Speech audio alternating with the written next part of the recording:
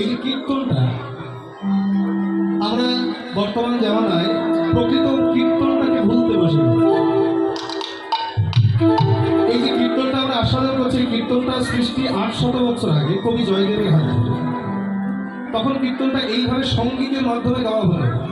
তখন ভাগবতীয় কায়দায় ওই ব্যাসাসনে বসে কীর্তনটা পাঠকরা গাইত। এই যেভাবে আমরা কীর্তনটা শুনছি, এই তাল লয় সুর দিয়ে এই কীর্তনটাকে যিনি প্রথম সৃষ্টি করেন তিনি হচ্ছেন আমাদের ক্ষেত্রে নরোত্তম ঠাকুর মহাশয়। তার হাত ধরেই এই কীর্তনের এই ভাবধারাটার সৃষ্টি, এবং তিনি একটা ঘরানা তৈরি করেন যার নাম হলো গরানহটি ঘরানা। তো বর্তমান জামানায় আমরা পদ শুনতে ভালোবাসি, সুর শুনতে ভালোবাসি, ভাবটাকে প্রাধান্য দেয়, কিন্তু যে তালগুলো দিয়ে আমরা কীর্তন গান করি এই তালগুলো কীর্তনের তাল নয়।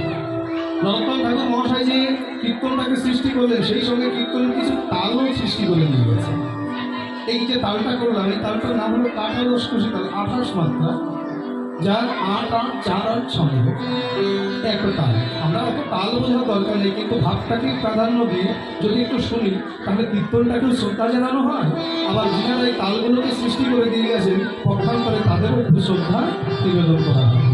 আর বর্তমান জামানায় বললাম না যে কীর্তনটা হয়ে গেছে ইউটিউব থেকে কীর্তন, তো আমরা তো এই তালগুলোকে শুনতে খুব একটা অভ্যস্ত নয়, যে কারণে কীর্তনিয়ারা এমন হয়ে গেছে ওই কোনো রকম ইউটিউব থেকে দেখে কীর্তন শিখে আসলে দাঁড়িয়ে কীর্তন গাইছে। কিন্তু যদি প্রকৃত গুরুর কাছে গিয়ে যে কীর্তন শিখেছে এই তালগুলো শুনলে আমরা বুঝতে পারবো যে গুরুর কাছে গিয়ে যে কীর্তন শিখেছে আর কেউ শুনে শুনে কীর্তনটা শিখেছে। তো যাও, কীর্তনটা বাঁচিয়ে রাখার দায়িত্বটা আপনাদের, আপনারাই ভক্ত, আপনারাই পারেন এই কীর্তনটাকে ধরে রাখতে। কেননা এখন থেকেই যদি আমরা এগুলোকে খেলায় চলে যাই তাহলে পরবর্তী প্রজন্ম তারা তো এর থেকে আরও কঠিনতম অবস্থায় চলে যাবে, তখন আর কীর্তনের জায়গায় থাকবে। তো যাই হোক, এই যে আমি দেখলাম সোনার সঙ্গে সোনারও বরণ সোনারও গৌর নদীয়ার পথে দিলাম। হ্যাঁ রে ও দিদি, সোনার সঙ্গে গৌরের তুলনা কেন হয় না? ও মায়েরা, আমার গৌর হলো লাখো মানো কাঞ্চন, সোনা হলো একটা কঠিন ধাতু। ও মায়েরা, সোনা কঠিন ধাতু না? সোনা হলো একটা কঠিন ধাতু। যদি এখানে এক ভরি এখানে এক ভরি দু ভরি ওজনে দুটো দুল কানে ঝুলিয়ে রাখে কত সময় তার কানটা ভালো থাকে, এক সময় দেখা গেল কানটাই ছিঁড়ে যায়। তাহলে এ জগতের সোনা যত মূল্যবানই হোক না কেন অধিক পরিমাণে অঙ্গে ধারণ করলে তার অঙ্গটা কেটে যায়। কিন্তু আমার গৌর সোনা, গৌর সোনাকে ভালোবেসে যদি কেউ হৃদয়ে ধরতে পারে তার অঙ্গটা কাটা তো দূরের কথা, সংসারের ভাগ প্রতিঘাতে পড়ে যদি কারো হৃদয়টা ভেঙে চুরমার হয়ে যায়, এই ভাঙা হৃদয় নিয়ে যদি কেউ গৌর সোনার শরণাগত হয়, আমার গৌর সোনা তার ভাঙা হৃদয়টাকে জন্মের মতো জুড়ে দেয়।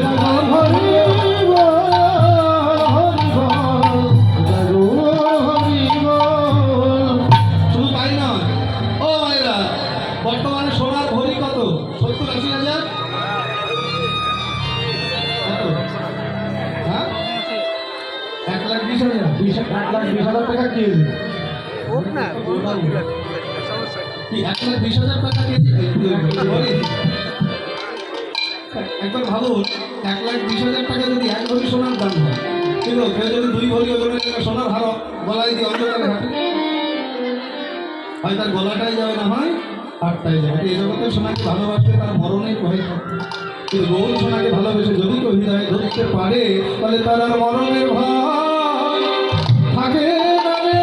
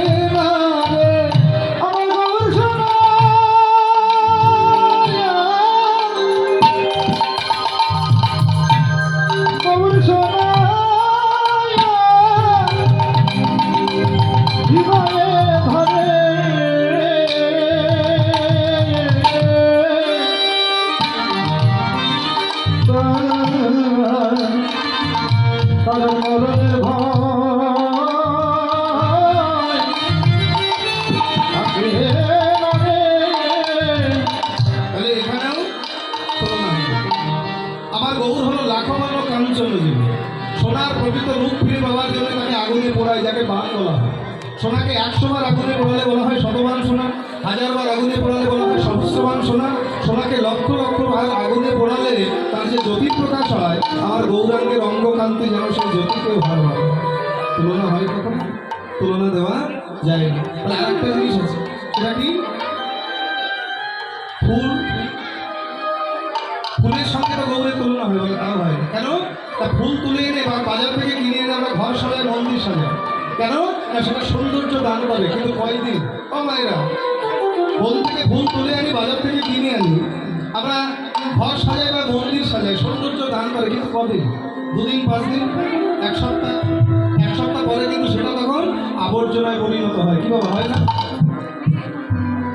কিন্তু গৌর কুসুমের সৌন্দর্য কখনো মলিন হয় না। তার প্রমাণটা দেখুন, এই যে হরি কথা আপনারা শুনছেন, আজকে 3-4 দিন ধরে এখানে শুনছেন, আজকে সকাল থেকে অষ্টকালীন শুনছেন, হয়তো গতকাল পাশে কোথাও শুনেছেন, আবার আগামীকাল পাশে কোথাও শুনবেন। এই যে এত হরি কথা, একই কথা এতবার শুনছেন, আচ্ছা বলুন তো, এই শুনতে শুনতে কখনো এমন মনে হয় অনেক শুনেছে আর শুনতে ভালো লাগে না? কি বাবা, মনে হয়? এটাই হলো গৌর কুসুমের সৌন্দর্য। এই জগতে যত প্রেমের কথা হোক, যত ভালোবাসার কথা হোক, এক কথা 1-এর থেকে 10 বার শুনলে তাতে আর কোনো আগ্রহ থাকে না। কিন্তু গৌর কথা, হরি কথা, একমাত্র কথা, যে কথা শুনলে জীবের পিপাসা বাড়াই ছাড়া কখনো কমে না। তাহলে আর একটা জিনিস হচ্ছে কি, আকাশের চাঁদ, ওই চাঁদের সঙ্গে তুলনা হয়। কেন? তা চাঁদ, কবি সাহিত্যিক যারা সুন্দর বস্তুর উপমা দিতে গিয়ে বারবার চাঁদকেই তুলে দিয়েছে। কাউকে যদি বলা হয় তুমি খুব সুন্দর, এটা না বলে যদি বলা হয় তুমি যেন চাঁদের মতো সুন্দর, তোমার বদনটা যেন চন্দ্র বদন, তাহলে সৌন্দর্যের প্রকাশটা পূর্ণতা হয়। সেই চাঁদের সঙ্গে তো গৌরীর তুলনা হয়? তাহলে না হয়। কেন? চাঁদ যত সুন্দরই হোক না কেন, তার তো পক্ষ আছে। কি বাবা, আছে না? মায়েরা, চাঁদের পক্ষ কয়টা? 7টা। আপনারা বলেন চাঁদের কয়টা পক্ষ? 7টি। তাও জানো না? বাবারা কি বলেন, কয়টা পক্ষ চাঁদের? 2টো। একটা হলো শুক্লপক্ষ আর একটা শনির পক্ষ, কৃষ্ণপক্ষ। চাঁদ শুধুমাত্র আমরা শুক্লপক্ষে দেখতে পাই, কৃষ্ণপক্ষে কখনো চাঁদ দেখা যায় না। অমাবস্যার দিনে চাঁদ দেখা দাও বলে যদি কেউ প্রাণ ত্যাগ করে, তবুও কি চাঁদের দেখা পাবে? কিন্তু আমার গৌর চাঁদের কোনো পক্ষাপক্ষ নেই। একবার যদি কেউ আকুল প্রাণে ডাকতে পারে, তার অমাবস্যা লাগে না, পূর্ণিমা লাগে। শুধু তাই নয়, জনজাগতিক জগতের চাঁদ আকাশে উদিত হয়, শুধুমাত্র আমাদের বাইরের অংশটা আলোকিত করতে পারে। 3টি জায়গায় কখনো চাঁদের আলো প্রবেশ করতে পারে না। কোথায়? একটা গহন বনে, একটা ঘরের কোণে, আর একটা হলো ভক্তের মনে। কিন্তু আমার গৌর চাঁদ একবার যদি কোনো ভক্ত হা গৌর কৃপা করো বলে নয়ন জলে ডাকতে পারে, সঙ্গে সঙ্গে তাহলে তার কোণে বনে মনে উদয় হয় রে, তার কোণে বনে মনে উদয় হয় রে, তার কোণে বনে মনে উদয় হয় রে, কোণে বনে মনে উদয় হয় রে। একবার যেটাকে তার কোণে বনে মনে উদয় হয় রে, একবার যেটাকে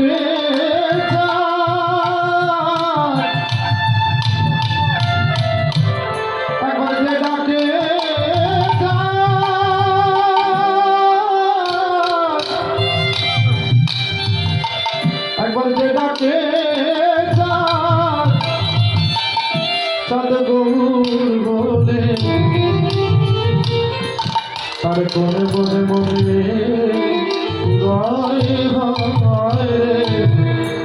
গৌরাঙ্গ রূপ দেখতে গেলে হেন তেন ভাগ্যে হয়তো মনুষ্যকুলে জন্ম নিয়েছি, ভক্তি বিশ্বাস অর্জন করে ভক্তির দানিটা ওই চরণে অর্পণ করে। সেই ভক্তি বিশ্বাস যদি না থাকে, মনুষ্যকুলে জন্ম নিয়েছি ভক্তি আর বিশ্বাস অর্জন করে ভক্তির ডালিটা গৌরচন্দ্র চরণে অর্পণ করে, কিন্তু সেই বিশ্বাস আর ভক্তি কোথায় হবে? এই যে ভক্তি বিশ্বাস কাকে বলে দেখুন, একটু না বলে হচ্ছে না। কুন্তী দেবী একদিন তার পঞ্চপাণ্ডবকে একত্রিত করে বসিয়ে খেতে দিচ্ছে। সবার শুরুতে বসেছে ভীম। কুন্তী যখনই ভীমকে খেতে দিতে গেল, ভীম মায়ের হাতটাকে চেপে ধরলেন, মা আজকে খেতে বসে তোমার সঙ্গে মিথ্যা বলবো, ছোটকাল থেকে আজ অবধি তোমার হাতে খেয়ে আমার কখনো পেট ভরল না। তা আজকে বাসনা করেছি, তুমি যা রান্না করেছো আগে আমাকে দেবে, আমি খাবার পরে যদি কিছু অবশিষ্ট থাকে তুমি সেগুলোই আমার আর চার ভাই দেবে।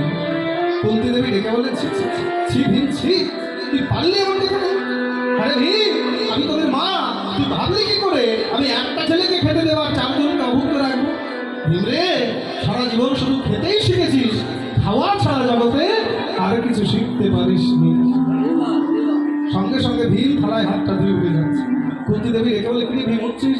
বলে, মা আজ আর খাবো না, তুমি আমায় বললে না আমি শুধু খেতেই শিখেছি, তার তোমার সামনে দাঁড়িয়ে কথা দিচ্ছে, তুমি বলো আমার কাছে কি চাই, তুমি যা চাইবে আমি তাই তোমায় এনে দেবো। কথাটা শুনে কুন্তী দেবী মনে মনে হাসতে বলছে, ভীম রে, তাই অনেক শক্তি তো, তাই বড় অহংকার হয়ে গেছে।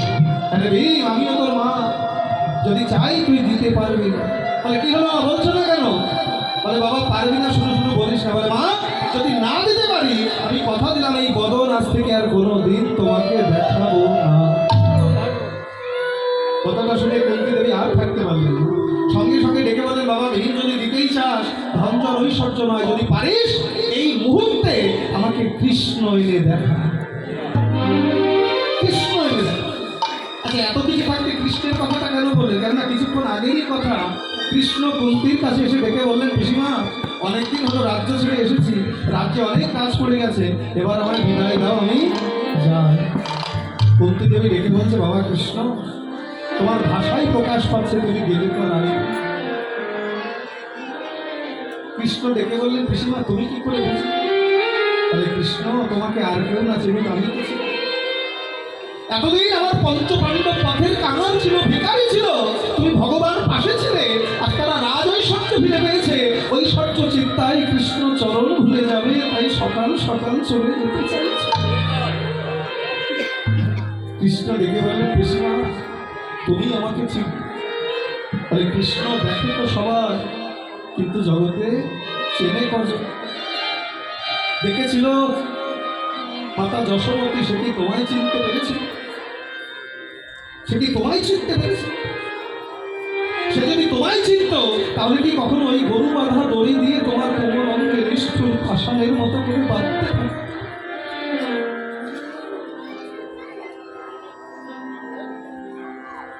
দেখেছিল নন্দ মহারাজ, সে যদি তোমায় চিনত তাহলে কি কখনো ডেকে বলতো যে, বাবা গোপাল আমার জুতা দুখানা একটু এনে দিবি রে বাবা? দেখে তো সবাই, কিন্তু জগতে চেনে কজন? কৃষ্ণ ডেকে বললেন, পিসিমা আমি কথা দিচ্ছি আবার আসবো। এই যে কুন্তীর কাছ দিয়ে বিদায় নিয়ে কৃষ্ণ গেল, এখনো সে পথেই আছে, রাজ্যে পৌঁছায়নি। যে কথা শুধু কুন্তী জানে, আর কেউ জানে না। তাই তো ভীমকে ডেকে বললেন, বাবা ভীম যদি দিতেই চাস এই মুহূর্তে আমাকে কৃষ্ণ এনে দেয়। ভীম ডেকে বললেন, মা ভেবেছিলাম এমন একটা কাজ তুমি আমায় দেবে যেটা হলো জগতের সব থেকে কঠিন কাজ, কিন্তু বেছে বেছে এমন একটা কাজ আমায় দিলে যেটা হলো জগতের সব থেকে সহজ কাজ।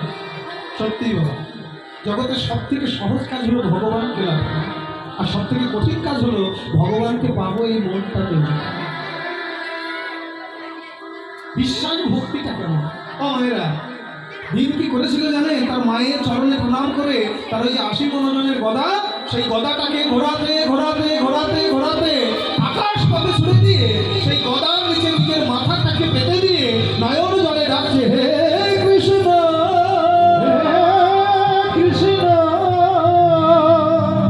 করুণা সিন্ধু একবার করুণা করো, একবার করুণা করো, আমি তো তোমার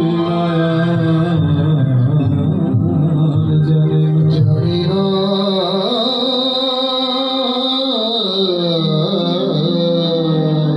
সত্য ভাবা রুক্মিণী পাত্রে জল নিয়ে ছুটতে ছুটতে এসেছে কতদিন পরে প্রভুর চরণ খালি ঘর। এমন সময় ভগবান ডেকে বললেন, দাঁড়াও রুক্মিণী, দাঁড়াও সত্য ভাবা, আর চরণ ধরাতে হবে না, আমায় যে এক্ষুনি আবার ফিরে যেতে হবে হস্তিনাপুরে। কি বলছো প্রভু? এই যে কতদিন পরে এলে, বলে তোমরা জানো না দ্বিতীয় পাণ্ডব ভীম সে যে তার 80 মণ ওজনের গদার নিচে নিজের মাথাটাকে পেতে দিয়ে নয়নের জলে কৃষ্ণ কৃষ্ণ বলে আমারই ডাকছে। ভক্ত যদি নয়ন জলে ডাকে, আমি কি সেই ডাকে সারা না দিয়ে থাকবো? ভগবান ছুটে এসে গদাটাকে হাত দিয়ে ধরে বললেন, দাঁড়াও, এমন করে নিজেকে শেষ করে দিল।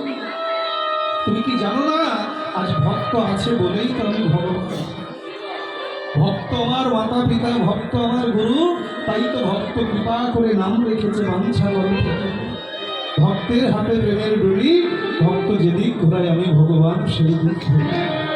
ভক্ত যেদিন খাওয়ায় আমি সেদিন খাই, ভক্ত যেদিন না খাওয়ায় আমি ভগবান উপবাসী। ভীম মাটির থেকে উঠে মায়ের কাছে এসে বললেন, মা, তুমি না কৃষ্ণ দেখতে চেয়েছি, সেই দেখো আমি তোমার কৃষ্ণ এনেছি। কুন্তি দেবী নয়নের জলে কেঁদে বললেন, বাবা ভীম রে, এতদিন ভাবতাম তুই শুধু খেতেই শিখেছিস, কিন্তু আজ জানলাম প্রত্যেকটা মানুষের সব থেকে বড় অর্জন কৃষ্ণ প্রেম, ভক্তি, বিশ্বাস, সেটাকেই তুই অর্জন করেছিস। বড় স্বাদ হচ্ছে মনে যদি তোর মতো ভক্তের একটু চরণ ধুলি মাথায় নিতে পারত। কিন্তু মা হয়ে সন্তানের চরণ ধুলি মারলে তাতে যদি সন্তানের কোনো অপরিলাভ হয়। মহাজন লীলার পাশে দাঁড়িয়ে বললেন, মা গো, তুমি তো মারতে পারলে না, কিন্তু আজ এই ভক্তের বাজারে আমি এসেছি বড় বাসনা করে একটা শুকনো কাঠ। একটা শুকনো কাঠ যদি সাগরের জলে ভাসিয়ে দেওয়া হয়, সেই কাঠটা ভেসেই যায়, ডুবতে পারে। ডোবে কখন? ভাসতে ভাসতে ভাসতে ভাসতে ওই কাঠের গায়ে যদি কাদামাটি লেগে যায়, কাঠটা সাগরের জলে লেগে যায়। ভক্তগণ, আজ তোমাদের চরণ ধুলি রূপে একটু মাটি যদি এই অভাগা রঙকে দাও, ওই চরণ ধুলি মাথায় নিয়ে আমিও যেন তোমাদের মতো করে গৌর বলে কৃষ্ণ বলে থাকবো। তাই একবার দাও দাও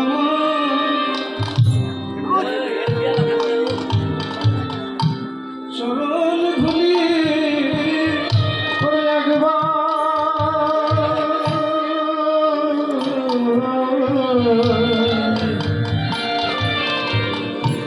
একবার দাও দাও